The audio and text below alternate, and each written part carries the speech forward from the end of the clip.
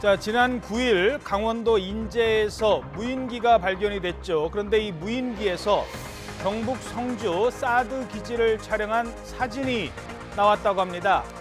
자, 무인기가 누구 건지 알 수 있을 것 같은데요. 북한 수행으로 보입니다.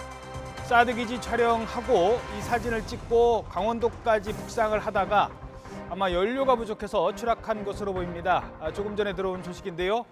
자, 취재 기자 연결해서 좀 더 자세히 알아보겠습니다. 강정규 기자. 네, 국방부입니다. 자, 지난 9일 발견된 무인기에서 주한미군 사드 포대 모습이 찍혔다는데 이 얼마나 자세히 촬영이 됐습니까? 네, 군 관계자는 지난 9일 강원도 인제에서 발견된 무인기에서 사드 기지를 촬영한 사진이 나왔다고 밝혔습니다. 전체 촬영된 사진은 수백 장으로 그 가운데 4% 분량인 10여 장에만 성주 기지의 모습이 담겼습니다. 나머지는 주변 임야와 민가 등이 촬영된 것으로 확인됐습니다. 군사보안상 무인기가 촬영한 사진을 제 눈으로만 확인을 해볼 수 있었는데요. 위성 지도와 유사한 형태로 약 2km 상공에서 성주 기지를 촬영한 것으로 추정됩니다. 군 관계자는 현재 배치되어 있는 사드 포대의 위치가 식별될 수 있는 정도의 해상도라고 설명했습니다. 다만 사진기의 촬영 일자가 초기화돼 있어서 정확히 언제 촬영됐는지는 확인이 되지 않은 상태입니다. 네. 자, 지금 보시는 이 화면은 평소 그 골프장 시절의 자료 화면입니다.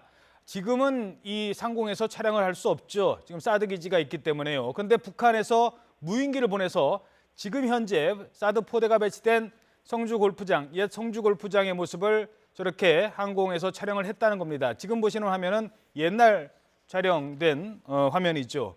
자, 강정규 기자, 그렇다면 이 무인기가 어디서 왔는지 이게 좀 궁금한데 북한에서 만든 무인기일 가능성이 지금으로서는 꽤 높아 보이죠? 네, 그렇습니다. 사드 기지를 촬영한 뒤 북상 중에 추락한 점으로 미뤄볼 때 북한에서 날려보낸 것이 높아지고 있습니다. 휴전선에서 성주 기지까지의 거리는 약 270km인데요. 촬영된 사진을 바탕으로 확인된 비행 경로는 성주 북쪽 수 킬로미터 지점부터 남쪽 수 킬로미터 지점을 돌아서 다시 인제까지 북상하다가 추락한 것으로 보입니다. 군 관계자는 발견 당시 무인기 안에는 연료가 남아있지 않았다고 전했습니다. 지난 2014년에 발견된 무인기들은 엔진이 하나였는데요. 이번엔 2개였습니다. 그만큼 힘이 좋아져서 같은 시간 동안 더 멀리 날아갈 수 있다는 건데요. 엔진 무게가 늘어난 대신 사진기의 무게를 줄여서 더 멀리 날아갈 수 있도록 한 것으로 보입니다.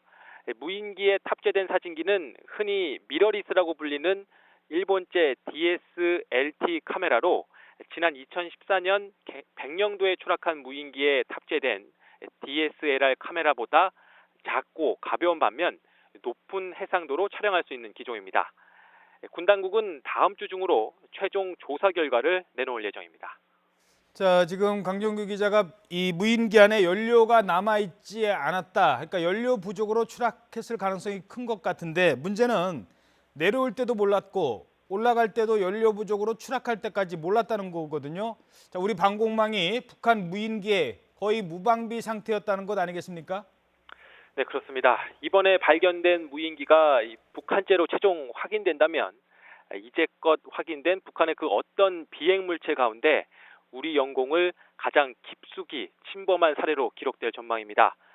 특히 주한미군의 전략 자산인 사드가 북한의 재래식 감시 자산인 무인기에 무방비로 노출된 사실이 그것도 뒤늦게 알려졌다는 점이 충격을 주고 있는데요.